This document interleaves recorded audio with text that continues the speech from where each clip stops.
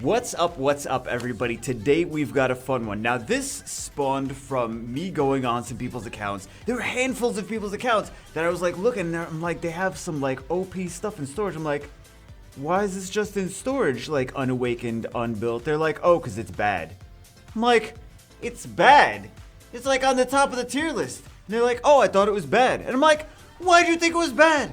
And they're like, well, we didn't see you clickbaiting a whole bunch of videos with it, so I just assumed it was bad. And I'm like, oh, well, I should probably do an updated video letting you guys know. This is just a general idea. So this is an overall utility for general reference. This is not an RTA tier list. This is not an arena offense, defense tier list. I'll show you guys some examples of like, if it was for RT or if it was for arena defense, where certain monsters would move up, certain monsters would move down. This is just overall utility. This is just where I find that some units are more flexible, more valuable overall than others. Like the units towards the top of the tier list, you're probably not going to regret. You really shouldn't regret 6-starring them. I mean, you might not use them in every single situation all the time, but you will be less likely to regret them. The units on the bottom of the tier list, towards the bottom, you're more likely to be like, I don't use this for anything. Why did I even build this? So just for general reference for like early to mid game players that like don't know if they should be focusing their energy and their effort on things, this is just a general guideline of what to go for. Again, not an RTA tier list, not an arena tier list, just a general guideline to help people. This has been it's been a while, I guess, since I've done something similar to this. Anyway, okay, here is the tier list. So we have, of course, Tier S. No surprise, you should be familiar with seeing some of these. You're like, yeah, those are pretty OP. I think some things like in the A tier, the S tier, you could be like, argue like, well, this A tier monster should be a little bit higher. This S tier monster should be a little bit lower. I like this better. I like this worse. Maybe even the B tier, you're like, oh, shouldn't be in B tier. This should be in A tier. The A tier, like, oh, this should be A tier and B tier. Like, honestly, I was moving these around too myself, and I was like, okay, at a certain point, I could move them all day, every day, and then move them back to the part that I moved them from. But this just gives a general guideline. I'm hoping this could be like a general guideline more than anything else. But the things at the top of the tier list are generally more useful in more situations. I mean, you see things like, also, the bomber, the Lycoba bomber. I don't know why people don't really. He's so good. We'll get to why he's so good in a second. But yeah, you should be able to use those in so many different places. You should love them. You should be getting a lot of use out of those S tier monsters. Really.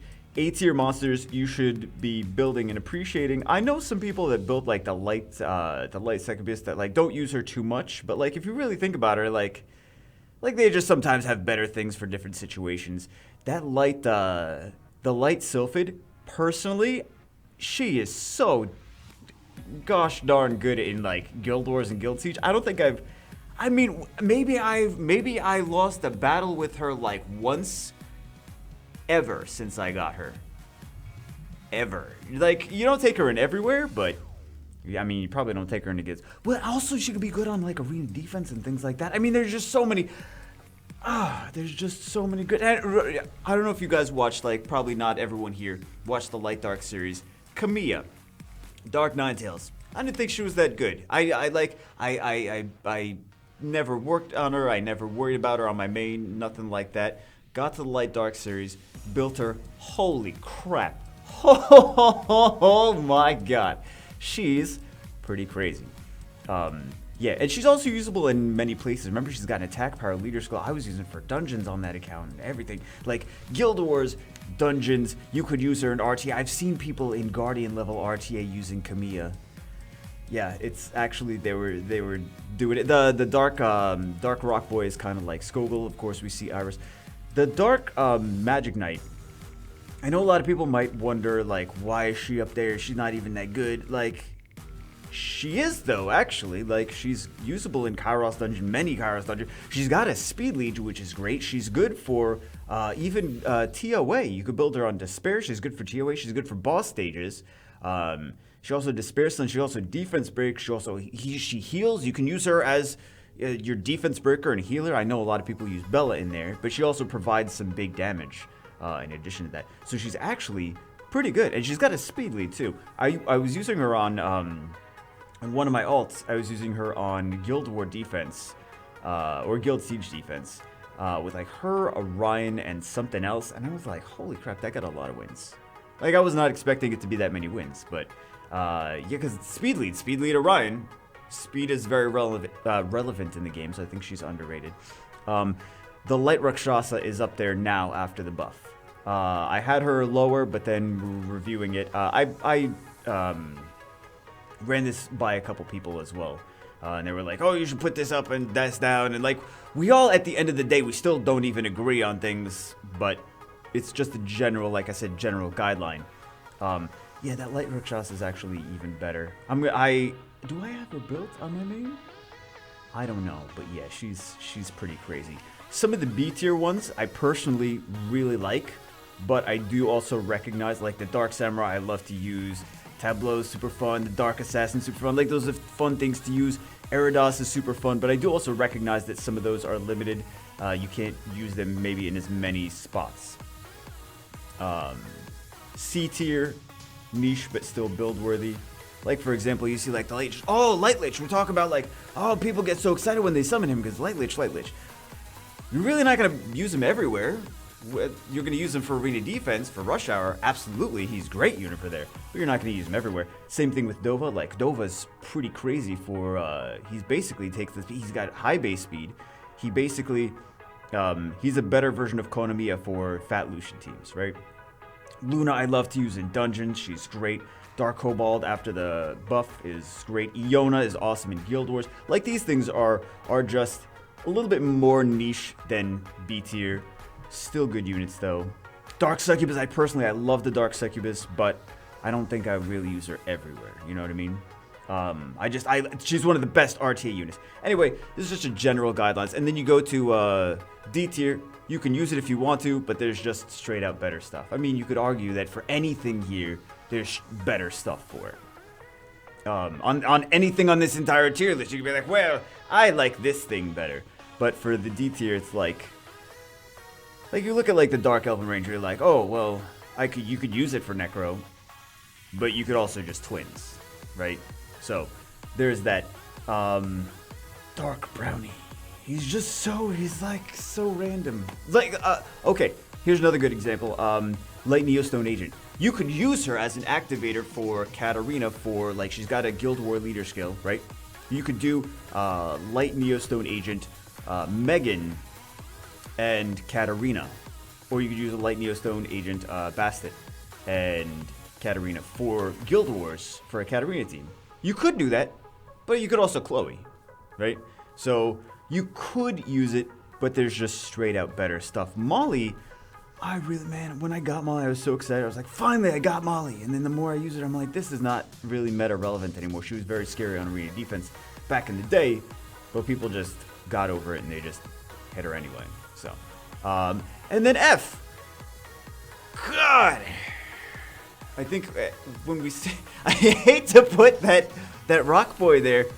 Currently, I can't really find too much use of him. I don't know what Comtois was intending. I think we're all missing out on some really cool way to use him, but I'm hoping that I'm wrong about putting him there. I really am.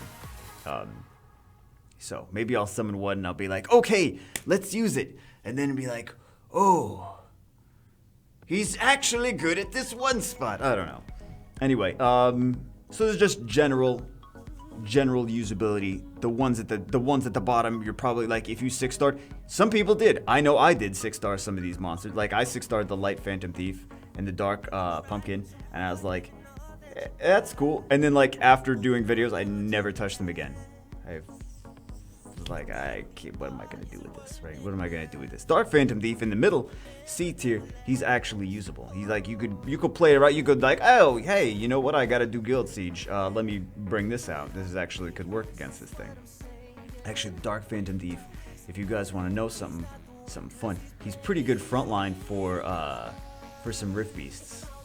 If you think about it, like, he'll have the extra chance, like, he does big damage, he'll have the extra chance to get glanced on, and then he'll put invincibility as his passive. He'll just put invincibility up, and then it won't do anything after that. Like, they won't do any damage after that. I accidentally found out how good he was at the front line for Rift Beasts. So that's just food for thought. Food for thought. Yeah. F tier, hot garbage. Let's go. Take a look at. This is possibly, if you were making a tier list more like for RTA only, a lot of this stuff we moved down so much. Right? A lot of this stuff we moved down so much, excuse me.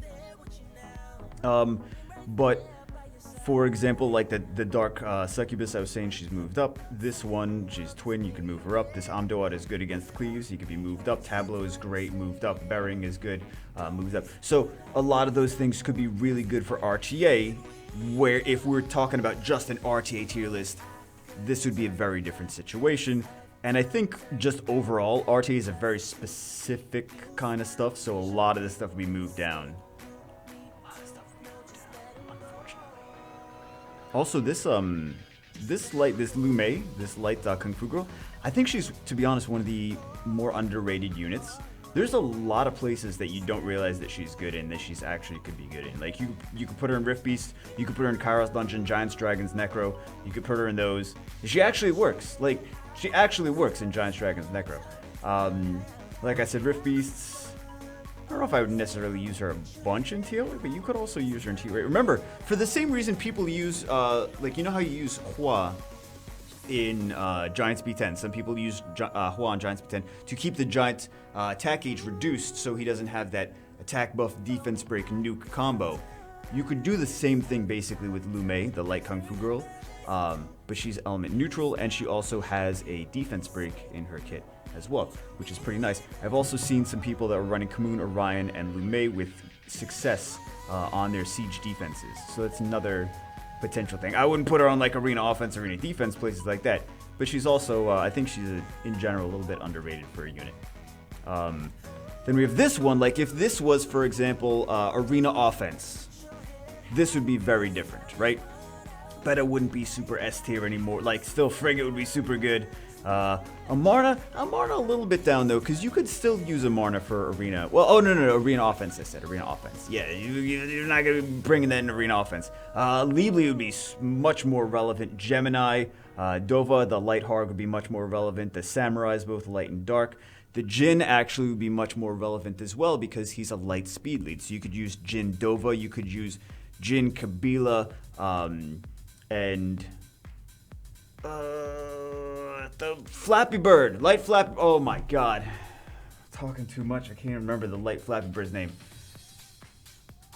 Tion. Oh, thank you, brain. You finally started working. So you can use those for arena offense because it's a speed meta. So between the Jin Kabila, that's a great combination. So Jin, it would be much more relevant, much more worth it to build for arena offense if you're gonna fat Lucian things. If you don't have, like, a lot of people don't have Samoth and other crazy OP speed leads. So Jin could definitely be a viable thing that people could get use out of. But this is more for arena offense. This is how the things would change a little bit. Not exact. I'm not going to do a whole separate one for each thing, but just to give you guys an idea of how things would change for certain spots. If this was arena defense, certain things would go up, certain things would go down. I know some people are still using Martina in some arena defenses to pretty good success. I also have seen some Light Anubis arena defenses as well that have worked. Of course, we see the Light Lich go up. We see the Molly would have more usability in arena defense, but generally things would change for any specific area of the game. So anyway, here's some info on some of the top units, some of the units that I feel are the best. Beta unit I personally don't have, but I know how much people absolutely love her. And remember, there's also, if you guys know Syntac, he was in like the first couple seasons, even before any RTA season started, he was using Beta all the time.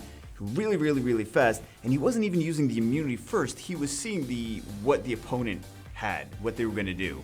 Like what like he would move first with the Beta. He would see the situation, like who has will runes, who doesn't, and he would increase the attack age of one of his other units accordingly to what situation there was on the enemy side. So he was using skill 2 first without even needing to heal or anything, just because she's got very high base speed.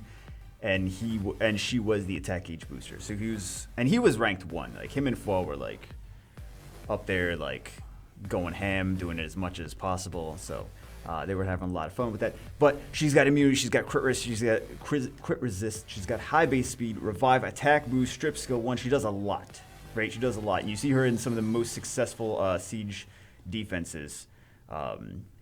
She also shines in, well, you see other things. The meta has kind of shifted to like other things as well. But she's a very good siege defense unit.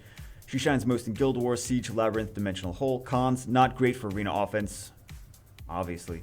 Not as good high level defense because Tiana. Good for dungeons. I mean, she could be usable in like to some extent when you're just trying to like stop yourself from getting lutioned in like lower levels. She could be good because you don't see like too many Tianas in lower levels.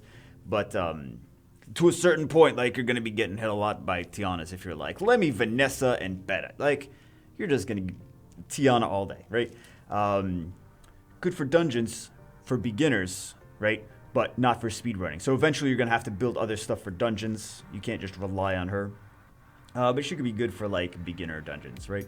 But there's a lot of stuff that could be good for beginner dungeons. I'm just saying, like, those are the things. Like, that's her con, is she's not, like, really great for speedrunning. Then we have Dover. He's really good unit. I'm surprised that some people don't realize how good he is. God tier TOA hard unit, because he's got the control. If you guys like Varad, he's got attack gauge pushback and stun like Varad. And he also has big ignored defense bombs. And a lot of people also have the misconception that they're like, oh, I don't have CR, so I can't use a bomber. You don't. That's just a detonator. You can still use the bombs and have them naturally detonate. You don't need. There's also other units that will decrease the time that have the bombs as well. But you don't need to have a detonator to run. Like, you don't need to detonate them immediately. You can wait for them to detonate naturally. Also, if things violent proc and they have a bomb on them, right? Yeah, you don't need a CR to run bombers.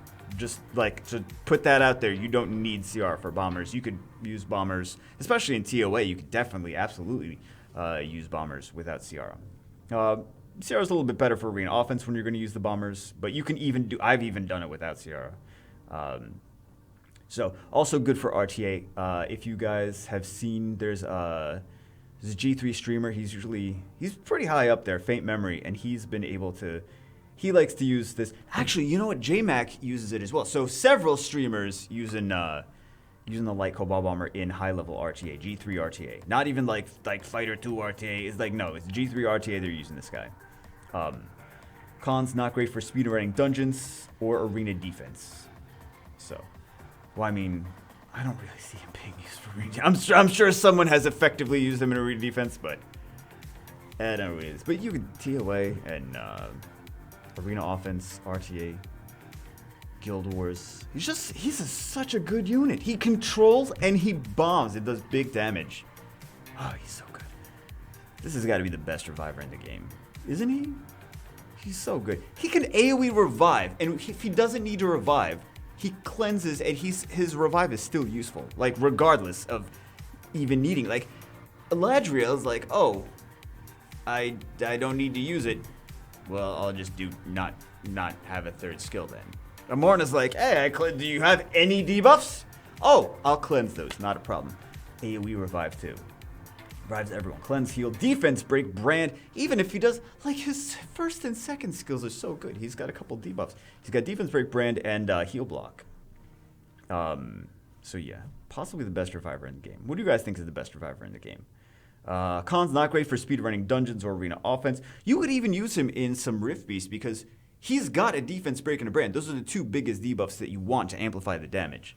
So, pretty nice. I mean, his base, he is a Nat 4, so he doesn't have as high base stats as the Dark one, but he's still pretty good. I mean, he's a great unit for R5 as well. Anyway, Morna's great unit.